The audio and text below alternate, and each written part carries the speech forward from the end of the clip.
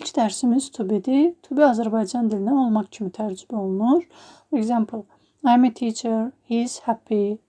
To be'nin indiki zamanda 3 forması var. Am, is, are.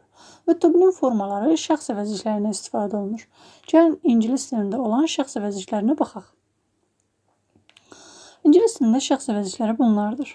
I, mən, you, sən, he, o, kişi cinsində, she, o, qadın cinsində, it, o, we, biz, you, siz, they, onlar. İndi isə gəlin fikir verək. Hansı şəxs əvəzlikləri ilə hansı to be formaları istifadə olunur? Deməli, to be'nin 3 forması var idi qeyd etdiyimiz kimi. Am, is, are.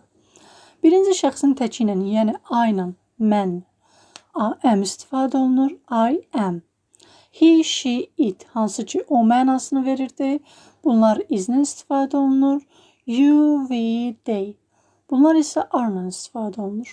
Yəni bizim yadda saxlamalı olacağımız tək şey I ilə am, he, she, it ilə is istifadə olunur. Onsuz da bildirir ki, qalan şəxslərlə də are istifadə olunacaq. Yəni we, you, they ilə are istifadə olunacaq. Gəlin nəzər yetirək. I am Ali. Mən Əliyəm. You are my friend. Sən mənim dostumsan. He is a teacher. O müəllimdir. She is happy. O xoşbəxtdir. It is cat. O pişikdir. We are friends. Biz dostlarıq. They are friends.